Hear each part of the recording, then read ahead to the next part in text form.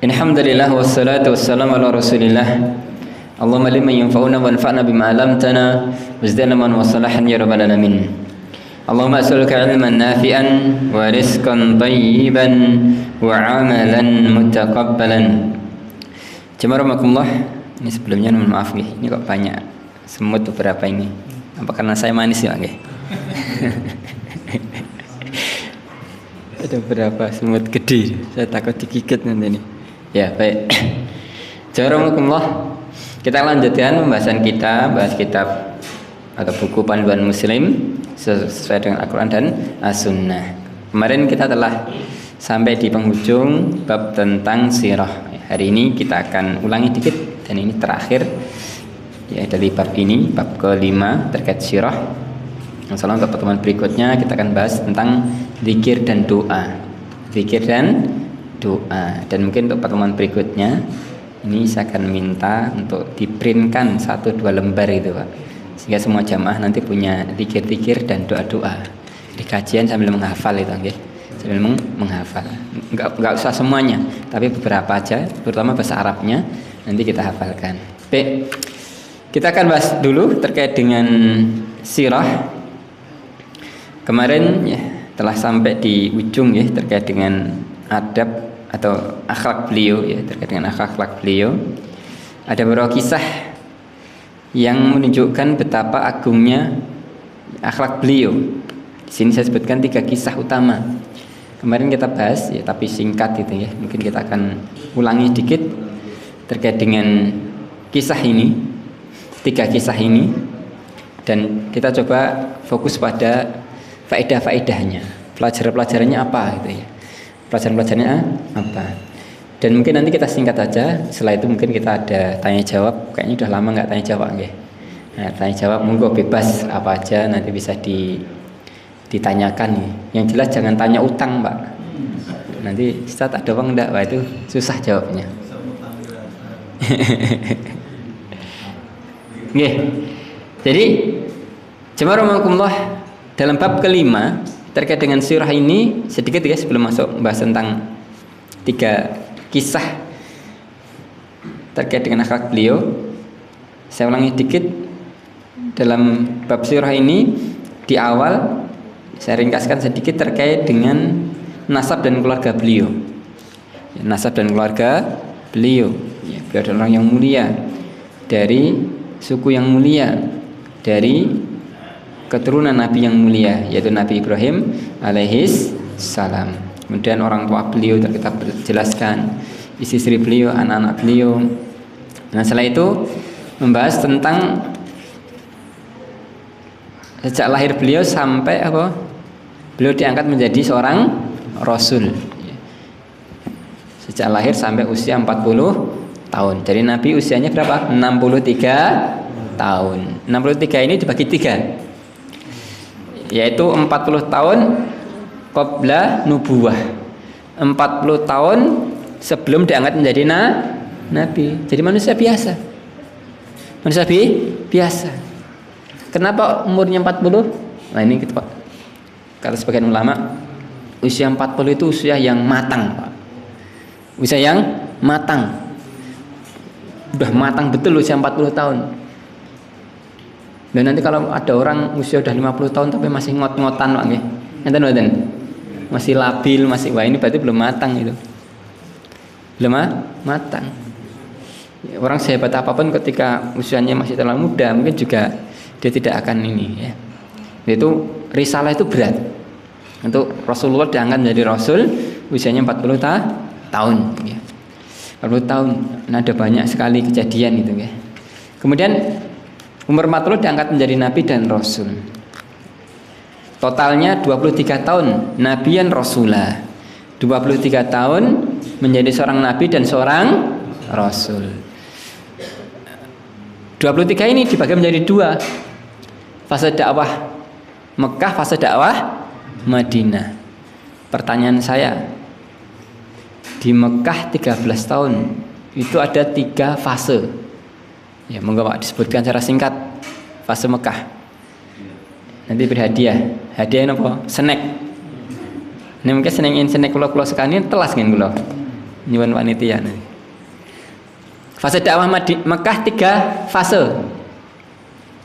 Monggo. Syria berapa tahun?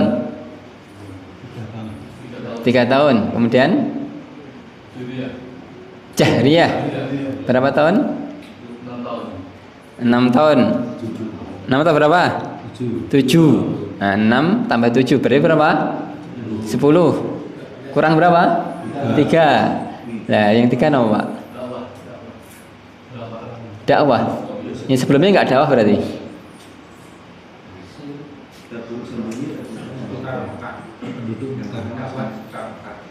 Dakwah sekitar Mekah.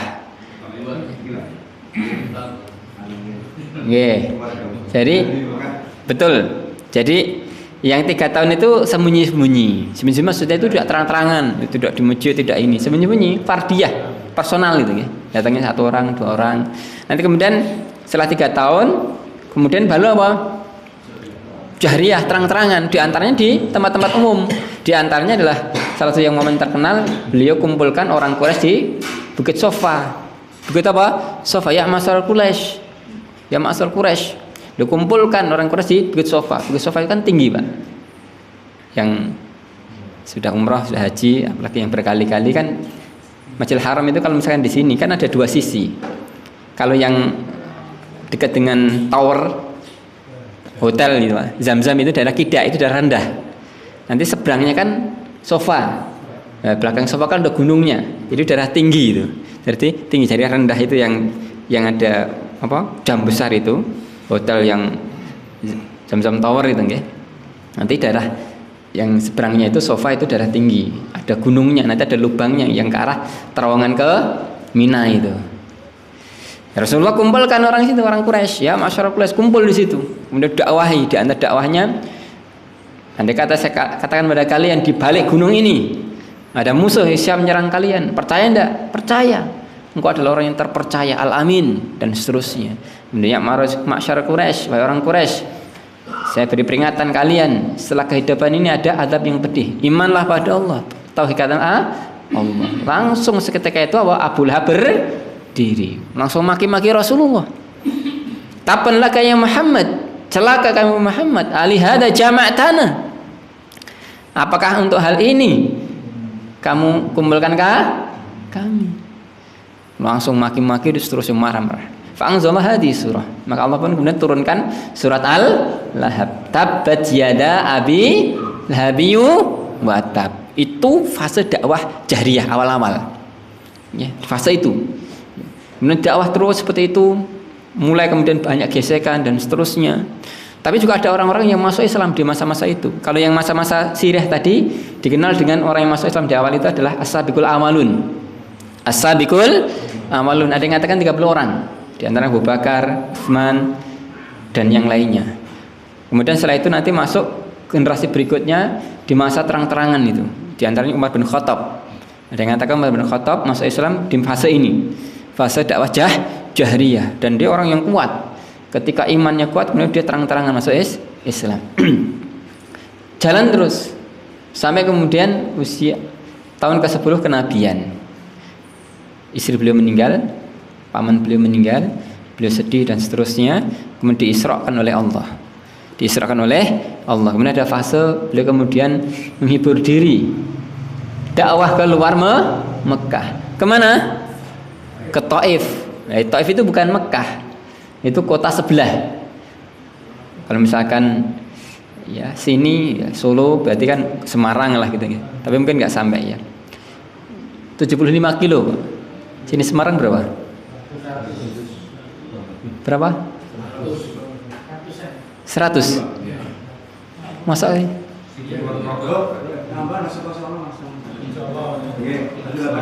Oh ya, berarti mungkin sampai Ungaran lah, Ungaran ya.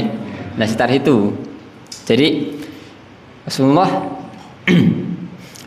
dakwah ke Taif itu masih dekat, nggak jauh sekali. Kalau Madinah jauh, Madinah itu 470 kilo. 470 kilo sini Jakarta sekitar itu. Tapi kalau Taif itu dekat, itu sekitar 75 kilo.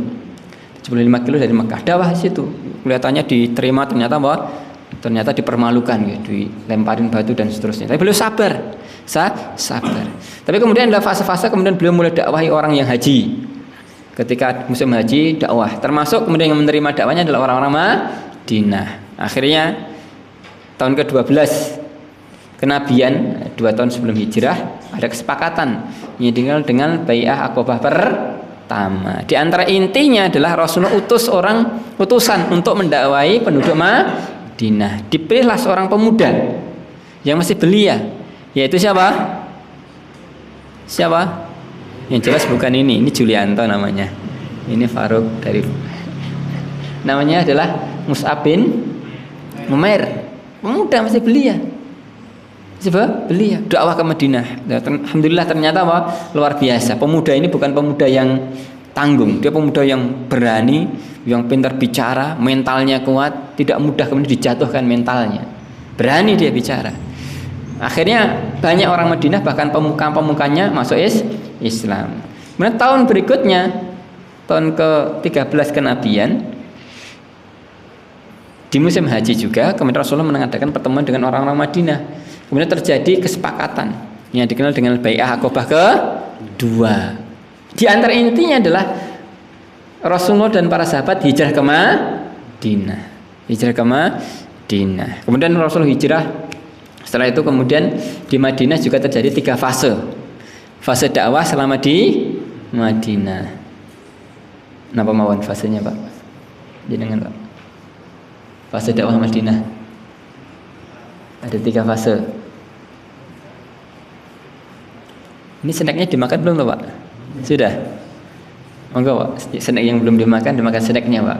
Karena pengajian itu harus ada snack, Pak. Biar mudah apa? Masuk itu, nggih. Biar mudah masuk. Saya tuh sering ngomong ada santri gini, kalau kalian belajar, pastikan kenyang. Pastikan kenyang. Jangan sampai nanti datang kajian dengan apa? Pikiran kosong, tangan kosong, perut kosong lagi. Tidak mungkin masuk, Pak. Datang kajian itu dengan tangan yang berisi, maksudnya bawa kitab, bawa pulpen, ditulis itu. Kemudian dengan pikiran yang berisi. Jadi tahu ini kajian ini tentang apa, kemarin sampai apa gitu. Dan juga dengan perut yang berisi. Ini kalau datang dengan tangan kosong, pikiran kosong, perut kosong, masuk tidak, Pak? Susah. Nggih. Fase dakwah Madinah. Ada 3. Yang pertama awal tahun 1 sampai 6 Hijriyah. Fase awal ini banyak diwarnai dengan konflik senjata, perang. Mulai dari perang Badar, perang Uhud, perang Ahzab, dan perang yang lainnya sangat banyak, puluhan itu. Yang kecil-kecil tapi yang gede tadi, Badar, Uhud, kemudian Ahzab. Banyak perang. Puncaknya ya perang Ahzab itu. Perang yang besar, tapi kemudian Allah takdirkan memporak-pandakan pasukan Ahzab, pasukan koalisi.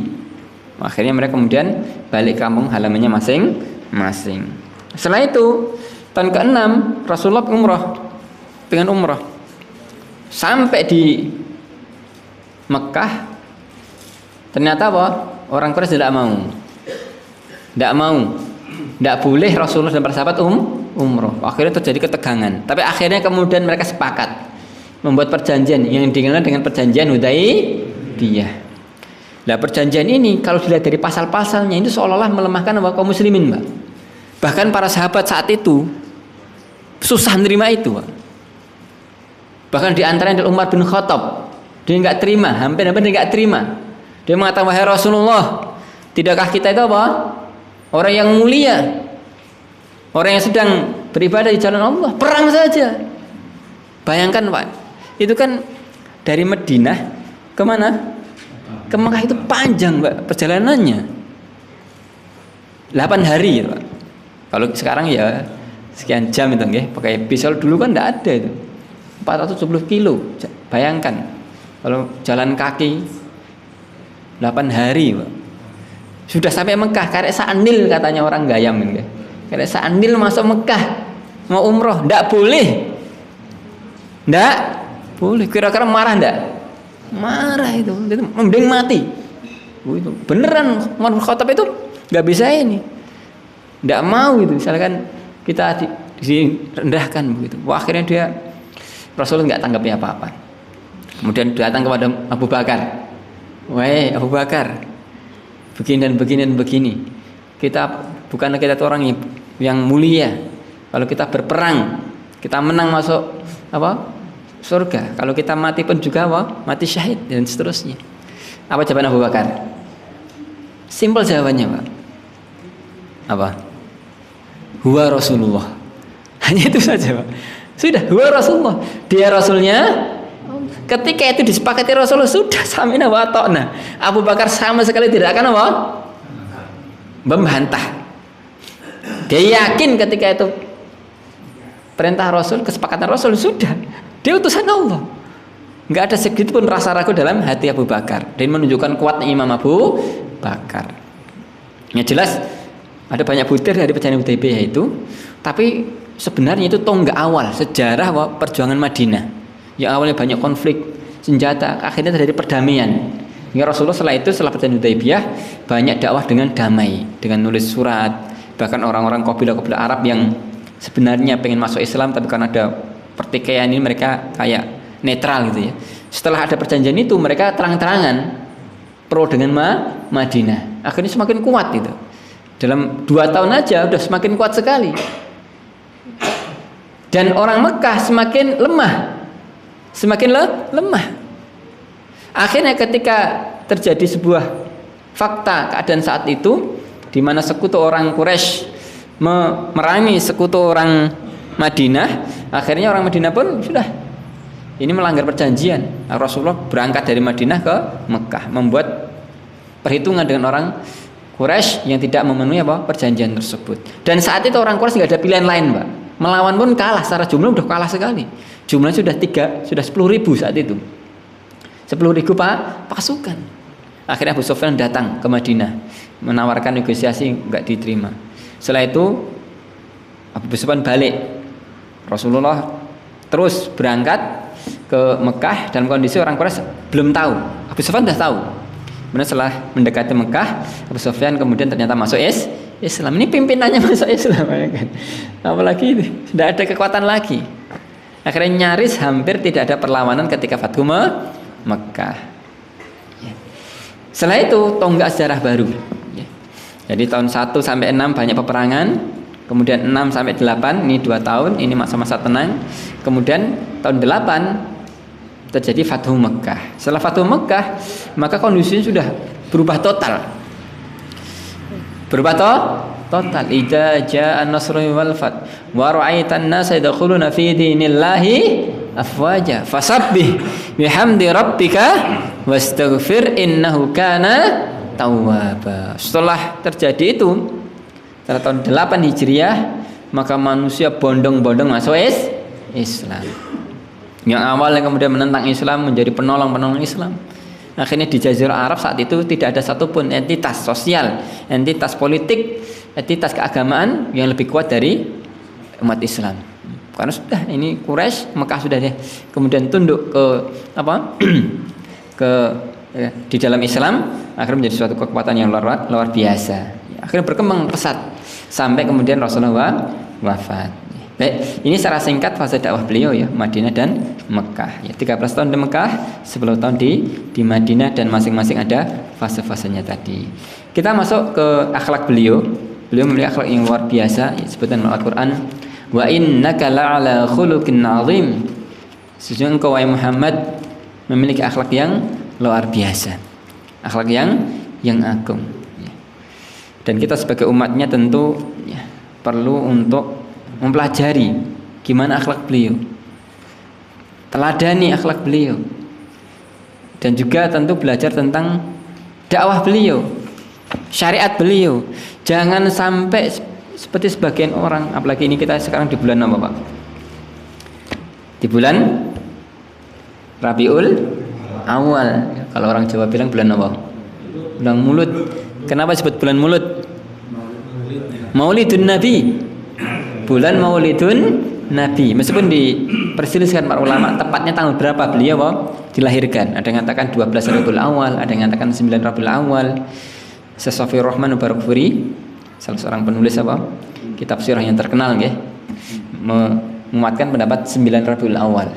9 Rabiul Awal. Meskipun banyak pendapat yang ma'ruf itu 12 Rabiul Awal gitu ya. Tapi banyak muhakkikin, orang-orang yang fokus ke sirah yang menguatkan itu juga 9 Rabiul Awal. Dan ada juga pendapat yang lainnya. Yang jelas belum ada kesepakatan ulama tanggal berapa beliau lahir itu. Tapi kebanyakan memang di bulan Rabiul Awal. Pendapat mereka mengatakan Rasulullah lahir di bulan Rabiul Awal. Itu kalau di kita bulan Rabiul Awal ini dikenal dengan bulan apa? Maulud. Maulud. Ya. Rabiul Awal, nanti Rabiul Tsani ba'dal Maulud. Ya. Batamu. Sebenarnya sama saja. Saja. Dan jemaah rahmatullah, tentu ketika kita ngaku cinta Nabi tidak hanya cukup dengan apa? Ya dengan omongan. Dengan omongan ngaku cinta, tapi nyatanya tidak mengikuti beliau. Tidak mengikuti beliau. Cinta itu dibuktikan dengan taat. Kalau ada orang ngaku cinta tapi nggak taat, apalagi menyelisih perintah beliau, menyelisih sunnah beliau, namanya cinta palsu. Mirip orang baru nikah itu nggih. Mungkin istrinya sedang nyidam itu nggih. Mas, tukok kono bakso. Kono tengkleng, mangkat, Pak. Meskipun hujan, Pak. Ya enggak? Karena masih cinta-cintanya tadi. Manten anyar. Coba kalau manten lawas. Coba. Pak tembas kok teng niku, teng ronde teng alun-alun. Napa jawabannya? Kuwo dhewe itu. Angkat dhewe. Kenapa nggak mau? Ya sudah, cintanya mulai pudar. Untuk itu perkataan hikmah, "Lau kana hubbuka shadiqan la ata'tumu." Andai kata cintamu itu benar, pasti kamu taat. Innal muhibba lima yuhibbu muti'. Sesungguhnya orang yang cintai itu pada yang dia cintai taat, tunduk. Orang kalau cinta manut, Pak. Nurut.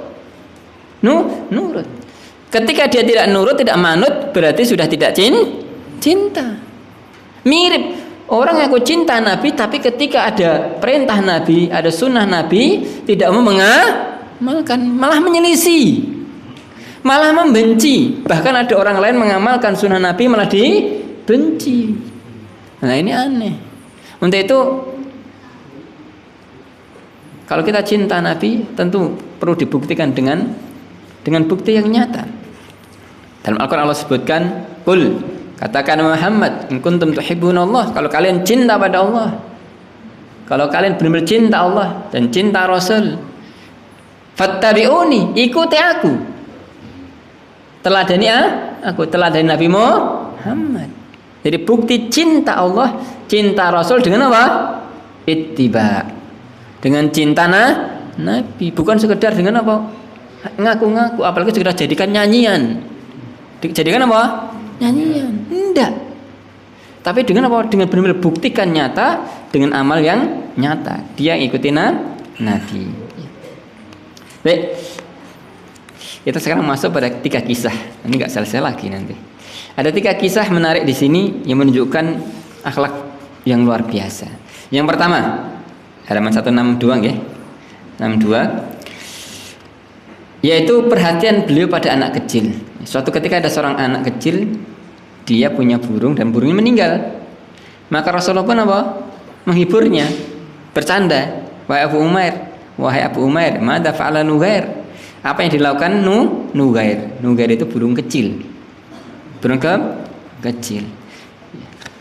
Di sini ada beberapa faedah. Yang pertama, Rasulullah itu peduli dengan semua orang, besar maupun kecil, laki-laki maupun perempuan, orang kaya maupun orang miskin, pejabat maupun rakyat biasa. Bahkan ada seorang budak kemudian pengen nemuin Nabi, Rasulullah ladeni itu, nyampaikan apa yang diinginkan. Ya, beliau ajak jalan di sekitar masjid, ya, kemudian dia ngomongkan apa keperluannya dan seterusnya. Dan juga ketika ada seorang wanita hitam muda yang sering nyapu masjid, membersihkan masjid, meninggal. Saat itu para sahabat memandang tidak perlu diberitahukan Rasulullah, sudah sibuk dan lain-lain. Rasulullah kemudian setelah beberapa hari nyari, kok gak kelihatan kemana? Kemana? Oh, dia sudah meninggal Rasulullah. Maka Rasulullah pun marah. Kenapa nggak beri tahu aku? Akhirnya Rasulullah pun sholati dan seterusnya. Menunjukkan Rasulullah itu orang yang peduli dengan semua orang, bahkan anak kecil sekalipun. Ini faedah yang pertama, peduli dengan banyak. Yang kedua, Rasulullah orang yang pandai berkomunikasi. Ketika berinteraksi orang besar ya dengan interaksi orang besar. Ketika berinteraksi dengan anak kecil ya dengan anak kecil. Ketika berinteraksi dengan orang-orang yang pikirannya maju ya dia dengan bahasa-bahasa yang maju. Ketika berinteraksi dengan orang yang mungkin cara berpikirnya ini dia dengan, misalkan ada seorang pemuda datang pada Rasulullah, langsung ngomong begini, ya Rasulullah adzini bizina. Wahai Rasulullah, izinkan aku apa? Zina. Ini kalau jenengan jawabannya apa? Bocah apa? Bocah apa? Ora cetha ini. Racedol itu masih bagus ya. Kalau bahasanya agak keras, bocah. Repot itu, Pak. Rasulullah tahu ini pemuda ini sedang galau, stres tingkat tinggi, ya enggak? Maka apa? Dekatkan di sini, dekat dulu, nggak jauh-jauh. Jauh, kalau orang itu kan sedang galau, deket itu, nggak mungkin ngomong dari jauh. Kalau dari jauh kan kelihatan gini, tapi dekat, suruh deket itu. Dekat kemudian bahkan diusap dadanya, kemudian diajak berpikir logis gitu. Enggak langsung enggak atau iya. Kalau enggak nanti dia lari, kalau iya wah seneng dia. Tentu jawabannya tidak iya atau iya, tidak atau iya, tapi difahamkan dengan titik masalahnya apa, kenapa kamu seperti itu, sebabnya apa. Jadi Rasulullah itu pandai berbicara. Bahkan juga ketika ada satu kondisi contohnya dalam hadis Ukasyah, menunjukkan Rasulullah itu benar-benar kita bicara itu luar biasa. Hadis yang panjang Ukasyah. Hadis tentang orang-orang yang masuk surga tanpa hisab, tanpa azab. Wa ma'ahum sab'una alaf. Bersama mereka ada 70.000 orang yang masuk surga tanpa hisab, tanpa azab. Maka Ukasyah, salah orang sahabat, berdiri. Doakan aku wahai Rasulullah termasuk orang tersebut. Rasul mengatakan anta minhum. Engkau Ukasyah termasuk golongan tersebut. Ada lagi yang lainnya ikut-ikut. Nah ikut-ikut ini ternyata orang itu agak mungkin ya sebenarnya enggak ini. Akhirnya ya Rasulullah doakan saya.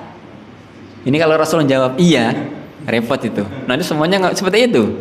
Kalau tidak, waduh. Misalkan ada Pak jenengan nih, doakan saya. Enggak, kamu enggak termasuk. Kira-kira wah langsung down itu, Pak. Ya enggak. Rasulullah jawabannya bagus. Apa? Sabaqaka bika Ukasyah. Kamu kedahuluan Ukasyah. Kedahuluan Ukasyah kamu. Jadi ini sebuah komunikasi publik yang luar biasa. Jadi Rasulullah itu pandai sekali. Untuk itu jamaah rahmatullah ini penting. Kita harus belajar bicara dengan baik dengan orang. Ketika ada orang bicara dengan kita atau dengan siapa, tahu siapa orang ini. Jangan sampai kita bicara itu dengan standar yang sama. Apalagi misalkan lewat WhatsApp, lewat ketemu langsung begini kan mungkin bisa lost. Lewat WhatsApp kadang-kala ya seling surup itu, Pak. Semuanya sampaikan lewat WhatsApp itu. Mungkin orang lain yang nggak tahu bisa jadi dikiranya kita marah-marah, dikiranya ini. Ya tentu kita harus pandai istilahnya berkomunikasi dengan baik. Ini salah satu faedah juga. Faedah yang lainnya juga bolehnya menggunakan candaan untuk hal-hal yang rumit. Ini kan sebenarnya kan anaknya sedang sedih, mati itu. Tapi Rasul malah tanya, burungmu kenapa? Ya enggak? Itu bertanya sebenarnya untuk membangun sebuah komunikasi. Enggak langsung jangan nangis, jangan sedih. Itu kan standar itu. Tapi diajak, dan itu soal itu agak ada candaan itu. Kenapa burungmu? Ya jelas Rasulullah tahu itu mati gitu. Tentu tidak seperti orang kita ya, ada anak kecil kemudian ada ini kemudian syukur gitu kan. Malah disyukur-syukur kan. Nah. Tapi Rasulullah bercanda dengan anak kecil. Bahkan ada juga dalam dalam hal tertentu, bahkan dalam masalah akidah, ada seorang wanita tua tanya pada Nabi. Kisahnya ma'ruf ya. Tanya Nabi, wahai Rasulullah, apakah orang tua seperti saya bisa masuk surga? Apa jawabannya? Tidak ada orang tua masuk surga. Langsung nangis gerung-gerung gitu. Kenapa? Karena di surga nanti nggak ada orang tua. Ini masalah akidah. Tapi Rasulullah jawab itu dengan bahasa candaan. Bukan berarti menjadikan akidah sebagai candaan, enggak. Itu kan fakta. Memahamkan sebuah sesuatu yang rumit dengan bahasa yang santai dan bahasa yang mudah difahami orang. Ya mungkin awalnya dia salah sangka, tapi sebenarnya ketika dia mau merenungi ternyata betul seperti itu faktanya. Faktanya. Jadi ini juga sebuah yang harus jadikan apa ya? Ketika kita menjaga sesuatu, ya bisa dengan bercanda dengan yang lainnya, tapi sebenarnya serius. Itu hal yang saya serius. Ya, baik. Kemudian kisah berikutnya, ada kisah yang menarik juga, yaitu kisah apa? Halaman 163, Pak. Kisah Arab Badui kencing di masjid. Ini juga ma'ruf. Di sini banyak sekali faedah dan juga menunjukkan satu potret yang luar biasa dari Nabi. Jadi orang itu akan kelihatan betul karakternya, kualitasnya ketika menghadapi hal-hal yang pelik, Pak. Ada orang Badui datang ke masjidnya Nabi. Tiba-tiba langsung apa? Mojok. Bayangkan misalnya ada orang datang pas kajian begini, tiba-tiba langsung apa? Mojok apa? Tur di situ, Pak. Marah enggak jangan? Oh, mungkin bawa gelas dilempar gelas itu kan. Oh, orang enggak tahu adab gitu. Para sahabat marah itu. Para sahabat marah. Bahkan mau dikejar itu. Kemudian Rasulullah apa? Larang, jangan, biarkan dia. Biarkan dia. Begitu selesai, kemudian Rasul perintahkan untuk apa? Menyiram dengan seember air. Kemudian orang tadi setelah itu dekati Rasulullah. Kemudian dia mengatakan tidak layak itu digunakan untuk ini dan itu. Kemudian dia mengatakan setelah itu apa? Doa. Ya Allah rahmati aku dan Muhammad, jangan rahmati yang lainnya. Rasulullah mengatakan sungguh engkau telah menyempitkan yang luas. Menyempitkan yang luas. Rahmat tetap luas. Kok hanya untuk kamu dan saya. Tapi di sini ada banyak faedah. Satu, dari sisi fikih dulu. Fikih. Dari sisi fikih, hadis ini ada faedah fikihnya, ada beberapa. Di antaranya yang pertama, yaitu terkait dengan najis. Jadi najis itu ada beberapa. Najis itu ketika mengenai sesuatu yang menempel pada bumi atau mengenai bumi, maka tidak dicuci, tapi cukup disiram. Cukup disiram. Dan ketika sudah disiram, sudah selesai.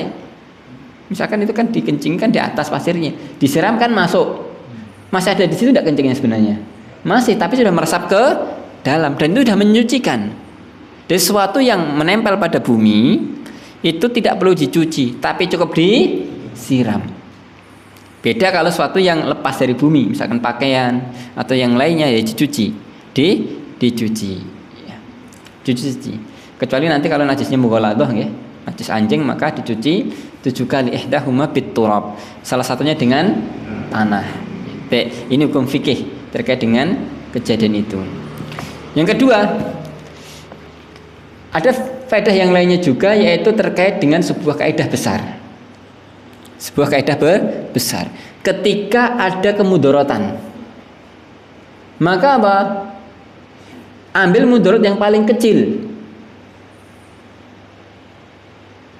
daripada terjadi mudorot lebih besar. Tadi orang tadi mojok kencing, mudorot enggak? Mudorot. Masjidnya apa? Kena kencing. Tapi coba kalau mudorot ini dicegah gitu, kira-kira gimana, Pak? Malah lari, malah kemana-mana. Soal nasi ini malah rata itu masjidnya, susah bersihkannya. Jadi semakin apa? Bermudarat. Apalagi kalau kita lihat dari sisi apa? Orangnya itu. Ini bukan keran, Mbak. Kalau keran itu kan tutup langsung nutup itu. Ini orang masa truk langsung nutup. Anda bisa. Nggak bisa, Pak. Ini bukan kerannya wudhu itu. Ini orang sedang kencing ya sudah. Manusia. Nggak bisa langsung tutup gitu, nggak bisa. Bermudarat nantinya. Akhirnya ini kaidah. Ketika ada mudarat, maka ambil yang paling ringan. Ambil yang paling ringan. Yang ringan ya tadi biarkan dulu. Biarkan dulu. Kemudian selesai disiram beres. Jadi orang itu harus mengukur mudarat. Ini pelajaran penting. Dan kadangkala itu kita itu hanya dididik dengan baik dan buruk, Pak. Tidak dididik dengan mengukur sebuah kualitas. Ada 2 kebaikan, mana yang lebih baik?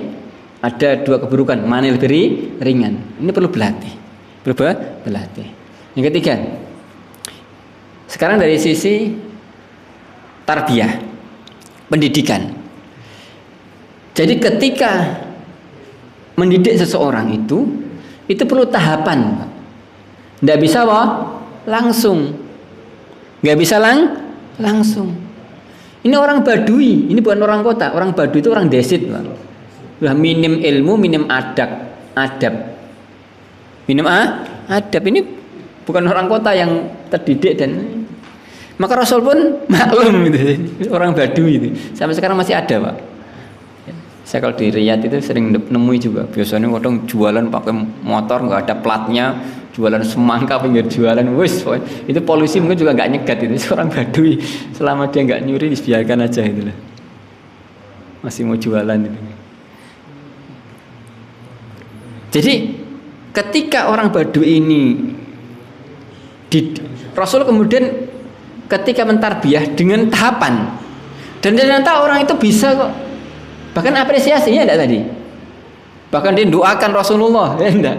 Tapi juga karena namanya Badui yang lainnya nggak didoakan. Tapi itu ada timbal balik menunjukkan ketika seorang pendidik itu mendidik dengan cara yang baik, sejelek apapun muridnya, sejelek apapun mat'unya, dia bisa menalar itu. Dan ada progres, ada kebaikan. Asalkan dia sabar. Mirip misalkan jenengan mungkin dakwah di masyarakat, mungkin ada sebagian masih melakukan amalan-amalan yang tidak disyariatkan gitu, mungkin melakukan ini dan itu, maka ya bertahap, tidak bisa langsung semuanya begini, langsung pelan-pelan, mana yang paling penting dulu. Begitu juga misalkan yang lolos sekolah atau ngurusi pesantren, wah itu sabar itu, Pak. Sabar enggak? Kira-kira perlu sabar enggak? Wah sabar ya, santri saya di sini tuh mumut ya, tahap demi tahap itu. Jadi perlu tahapan. Tahapan. Ada sih yang lainnya juga. Jadi orang itu diberlakukan sesuai dengan kondisi dia. Ini kan sebenarnya kan masalah yang sangat jelas nih. Orang kencing di masjid pelanggaran berat itu. Tapi karena orangnya Badui, minim ilmu, minim adab dan seterusnya, dalam tanda kutip ditolerir dulu, sehingga ada ruang untuk diomongi dan yang lainnya. Ada kasus sebaliknya, dia sebenarnya nggak salah total itu, yaitu kasusnya Mu'adz bin Jabal. Mu'adz bin Jabal ini orang yang berilmu, bahkan dutanya Rasul, bahkan orang yang sering diutus Rasul untuk dakwah di tempat-tempat yang besar, contohnya ke Yaman.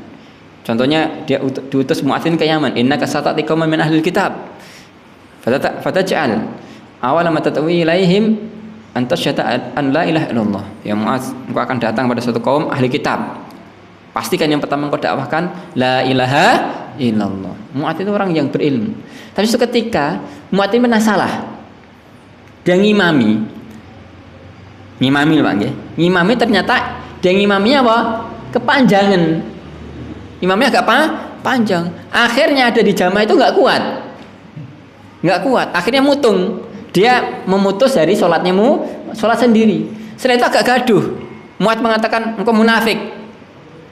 Sholat kau apa? Mutung gitu. Sholat kau begini. Jadi malah dimarahi orang tadi. Mutung. Akhirnya dia ya mungkin nggak terima atau gimana. Datang pada Rasul. Rasul. Ini kalau dari si Mu'adz kan dia salah apa? Dia kan ngimami panjang. Dan itu Pak sahabat lah, bayangkan sahabat. Kemudian orang tadi dikatakan begitu. Akhirnya datang pada Rasul. Maka ketika itu Mu'adz dipanggil Rasul. Apa kata Rasulullah? Keras sekali, Pak. Dia mengatakan, afatan anta ya Mu'adz.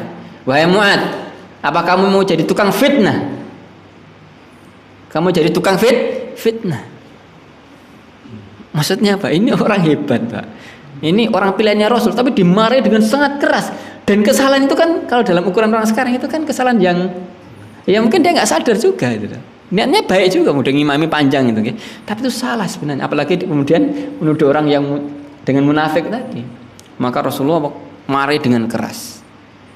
Bukan karena Rasulullah tidak tahu Mu'adz itu orang hebat, bukan karena Rasulullah kemudian meremehkan Mu'adz, bukan, tapi karena ini pendidikan. Orang yang hebat, orang yang kuat, orang yang ini harusnya lebih, dia peka sekali itu. Menunjukkan kadangkala orang itu, mohon maaf, mungkin dia orang yang hebat, tapi karena kena marah juga. Bukan karena sebenarnya pengen dijatuhkan, tapi sedang dididik dengan kualitasnya lebih tinggi, Pak. Ya misalkan ya, kita punya anak, ada anak yang sudah kuliah, ada anak yang masih TK, kemudian apa? Padu ya. Sebenarnya salah ya, Pak. Yang kecil ganggu apa? Mbaknya ganggu masnya. Tapi kira-kira Pak, kita tuh yang kita salahkan siapa? Yang besar itu. Kamu udah sekolah kok ya dengan ini. Maksudnya yang salahnya yang kecil. Harusnya kan orang semakin besar, semakin apa dewasa, semakin ini. Menunjukkan mirip juga begitu. Ketika kita berinteraksi dengan orang itu, perlu dididik dengan kualitas yang bertahap itu. Bertahap. Kadang-kadang orang itu sebenarnya udah baik, tapi agar lebih baik dia dididik lagi dengan keras, dengan kuat, agar naik gitu. Agar naik itu. Ini penting dalam sebuah pendidikan. Intinya adalah pendidikan itu ternyata nggak mengenal apa batas gitu. Bahkan orang yang sudah hebat sekalipun, sudah pintar sekali, dari tokoh sekalipun, kadang perlu dididik dengan didikan yang keras. Agar apa? Semakin baik, semakin peka dan seterusnya. Ini satu faedah yang luar biasa dari kisah ini. Kisah tentang Arab Badui dan juga kisahnya Mu'adz. Jadi kadangkala dua hal yang berbeda, dua hal yang itu sebenarnya kalau dilihat ini kan kesalahan fatal, tapi karena orangnya tadi, maka Rasulullah masih maklumi. Satu sisi, ini sebenarnya bukan kesalahan fatal, tapi ketika dilakukan orang yang harusnya punya kapasitas itu, maka kemudian ditegur dengan sangat keras. Baik, kemudian kisah terakhir yang bisa diambil hikmahnya yang menunjukkan akhlak beliau yang luar biasa adalah kisah tentang apa? Seorang yang berhubungan badan dengan istrinya di bulan Ramadan. Ini orang sahabat miskin. Kemudian udah diwanti-wanti jangan sampai apa? Ini karena hukumannya keras. Yaitu apa? Membiarkan budak dan seterusnya. Tapi ternyata malah aneh-aneh, nekat itu. Cari masalah, akhirnya terjadi kejadian itu. Berhubungan badan dengan istrinya di bulan Ramadan. Datang pada Rasulullah. Wahai Rasulullah, binasa saya. Binasa saya. Rasulullah bertanya, ma ahlakaka? Apa yang membinasakan kamu? Dia menjawab, saya telah berhubungan intim dengan istriku di bulan Ramadan. Ya. Maka kemudian Rasulullah, kalau kamu mampu, bebaskan budak. Dan orang zaman itu yang punya budak itu orang kaya. Orang biasa saja tidak punya, apalagi orang miskin jelas tidak punya. Tidak mungkin dia bisa. Dia menjawab, tidak, saya tidak mau, wahai Rasulullah. Ya. Kemudian Rasulullah bertanya, sanggupkah kamu puasa 2 bulan berturut-turut? Ini baru sekian hari itu sudah terjerumus, apalagi 2 bulan berturut, nggak sanggup juga itu, nggak sanggup juga, nggak mampu. Baik, kalau begitu, yang berikutnya, engkau beli makan 60 orang miskin, mampu tidak? Dia jawab, wah, tidak mampu juga. Wah, pun repot ini, pun mentok itu sebenarnya. Pun nggak ada, kan hanya itu saja kalau dari hukum syariat kan hanya itu aja. Paling minim apa? Bersedekah pada 60 fakir miskin. Titik, nggak ada yang lainnya. Tapi karena kondisinya orang ini, akhirnya Rasulullah beri jalan lagi. Ada orang beri Rasulullah kurma, yaudah kalau kita sedekahkan dengan kurma ini. Dia diberi modal untuk sedekah, untuk kafarah. Berikan orang yang paling miskin. Ternyata jawabannya apa? Yang paling miskin dirinya sendiri. Akhirnya sudah bawa untuk ke keluargamu. Okay. Baik, ini ada kisah menarik. Satu, pelajaran penting di sini. Rasulullah ketika mendidik orang itu satu dengan aturan yang benar, hukum syariat yang benar itu.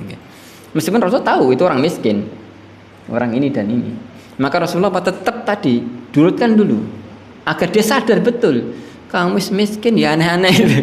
Harus tahu diri lah gitu. Sebenarnya itu faedah yang pertama.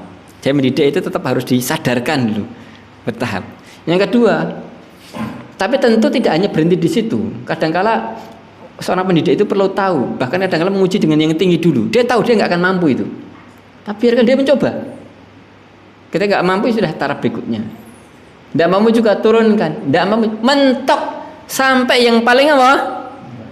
bahwa pun tidak bisa. Akhirnya diberi apa? Solusi tadi.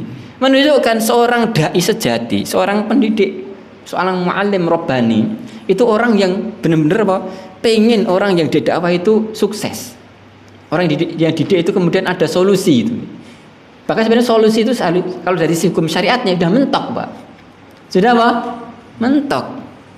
Kan tidak ada kalau misalnya hukum fikihnya, kalau sudah tidak mampu, ya dia nanti kalau mampu baru infak 60 fakir miskin. Itu paling titik, paling bawah. Tapi karena dalam kondisi seperti itu, ya sudah Rasulullah bantu. Menunjukkan tetap diberi solusi. Diberi solusi. Faedah yang berikutnya. Jadi orang itu tahu diri, Pak. Tahu diri. Kadangkala orang itu tidak tahu diri tadi, sudah tidak mampu, tidak ini, kemudian apa? Melakukan hal-hal yang membahayakan dirinya sendiri, nggak tahu diri. Faedah terakhir ini yang penting, ini penting sekali. Kembali pada Rasul, orang itu ketika dia hebat, tidak peduli berinteraksi dengan orang model apapun, Pak. Maka bahwa dia akan menyikapinya dengan baik dan akan menunjukkan kualitas dirinya. Saya hubungkan dengan satu kisah yang lainnya, yaitu kisah Rasulullah itu punya seorang tetangga. Tetangganya ini Yahudi, buta. Sudah Yahudi, buta. Seneng misuh. Apa? Seneng apa? Misuh. Misuh itu apa? Enggak, misuh itu apa? Misuh ini orang luar Jawa ini. Ngomong kotor gitu nggih. Misuh. Yang dipisui Rasulullah. Loh, bayangkan loh, Pak. Satu, dia buta. Ini cacat apa? Fisik. Yang kedua Yahudi, cacat agamanya.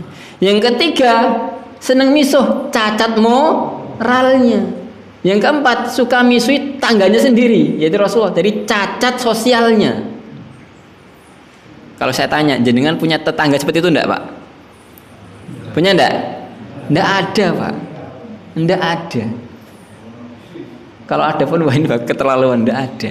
Tapi ternyata Rasulullah masih sikapi dengan baik. Disuapin dan yang lain. Dan Rasulullah tidak merasa kemudian hidupnya sempit gara-gara seperti itu, enggak. Malah orang itu sebenarnya yang rugi. Akhirnya dia kemudian ketika Rasul meninggal nggak ada nyuapin, akhirnya sadar betapa agungnya akhlak Rasul, akhirnya masuk Islam. Ada faedahnya, yaitu orang besar itu dia bisa berinteraksi dengan orang model apapun, termasuk orang yang meskipun sudah cacat seperti tadi, cacat fisik, cacat moral, cacat sosial, cacat agamanya. Ketika orang itu berkualitas baik, dia bisa berinteraksi dengan baik. Dalam hal ini dengan tetangga. Orang yang beriman itu ketika ada perintah Allah, "Man kana yu'minu billahi wal yawmil akhir falyukrim jarah." Barang siapa iman pada Allah dan hari akhir, muliakan tetangga. Jadi dia memuliakan tetangga bukan karena tetangganya baik, bukan. Bukan karena tetangganya melakukan kebaikan untuk diri, bukan. Tapi karena apa? Iman pada Allah. Kalau hanya membalas kebaikan, jangankan orang beriman, Pak.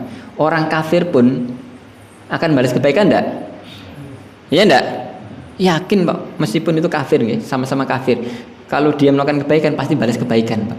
Bahkan mohon maaf, jangankan manusia, hewan sekalipun, Pak, anjing sekalipun. Ada anjing jenengan beri makan, Pak. Kira-kira nyatek enggak? Nyokot enggak?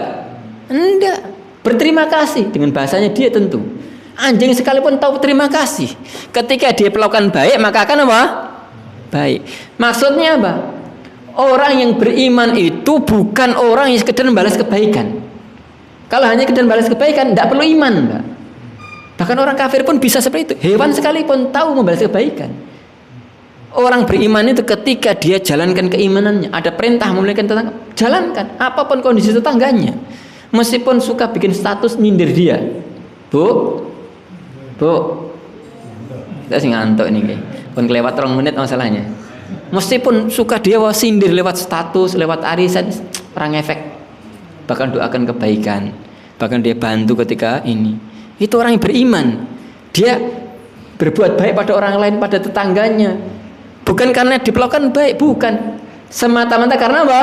Iman. Man kana yu'minu billahi wal yawmil akhir falyukrim jarah. Penutup, nggak ada ditanya jawab, nggih. Besok aja.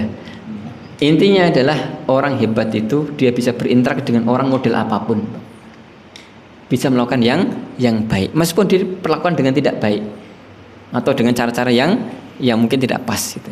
Tidak apa? Pas.